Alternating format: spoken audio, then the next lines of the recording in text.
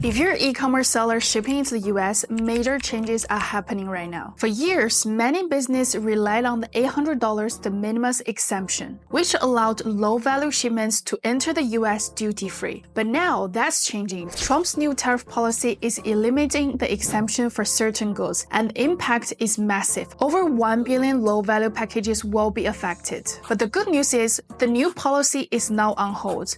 The White House announced a temporary duty exemption for packages from China. That means for now, you can still ship directly from China to the US without paying tariffs. The new policy states that the US Customs needs more time to upgrade their system before fully rolling out the new tax rules. And there's no set timeline yet. So for now, business as usual. So if you're shipping from China, you can still take advantage of the duty-free entry, but stay prepared because this could change anytime. But still, this is one of the biggest shifts in cross-border e-commerce in years. So in today's video, we're gonna talk about what's changing and how you can prepare to navigate your business. So first, what exactly is changing? Before this new policy, any shipments undervalued $800 or less could enter the US without duties. This was a huge advantage for sellers using dropshipping, direct shipping from China, or small batch fulfillment. This is how Temu and Shein operate their business. But now, the duty-free threshold is gone for goods that fall under Section 201, 232, or 301 tariffs. The biggest impact, Section 301 tariffs. If your products are made in China, even if they cost less than $800, they will be taxed. And this includes apparels, toys, smartphones,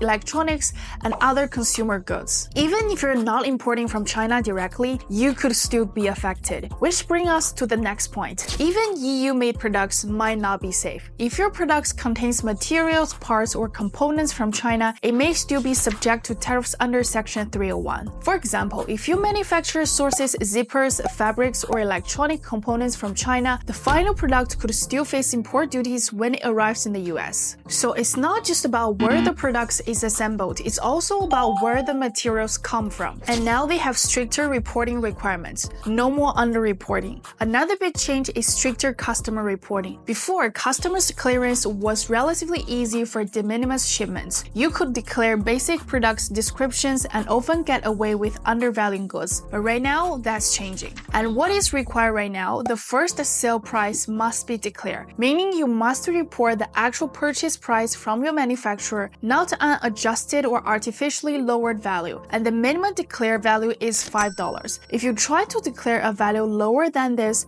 and get caught, you could face fines. And the 10 digital HTS codes are mandatory. Every shipment must be classified correctly to avoid delays and penalties. Accurate country or region details. If your products contain components from multiple countries, customer needs to know exactly where each part is from. If you're sourcing from China, you will need to work closely with your suppliers to ensure you have the right invoices, documentations, and pricing records. So make sure to talk to your suppliers about getting official receipts or adjusting pricing structure to prepare for these changes. And you need to recalculating your cost.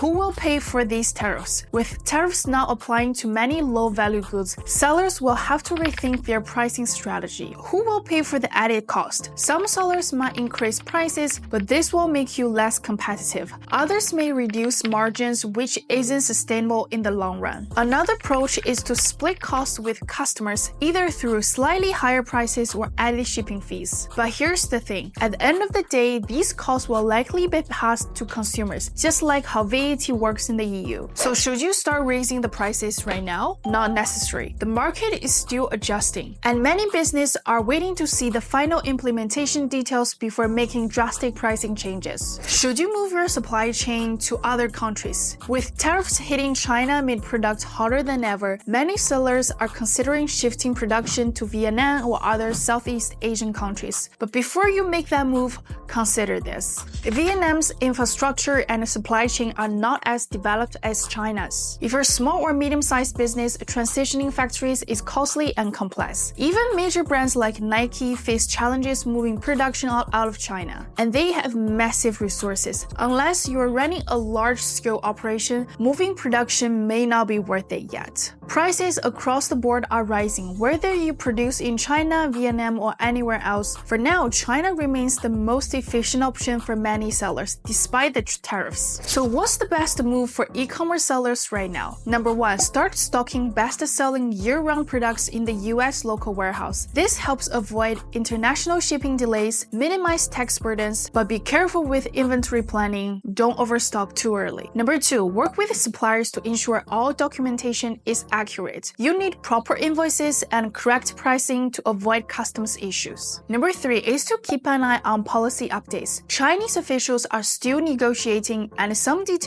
could change before full implementations. This is one of the biggest shifts in e-commerce import regulations in years, and we understand how challenging it might be for business owners to navigating these changes. But here's the thing, nothing is set in stone yet. The final policy could still change, so don't panic just yet. The things feel uncertain right now, but if there's one thing we've seen over the years is that e-commerce always finds a way to adapt and grow. The industry still has huge potential, and smart sellers will find new ways to thrive. So stay informed, stay flexible, and keep pushing forward. If you find your suppliers in China want to ship worldwide, we can help you do that. Check the link down below for more info.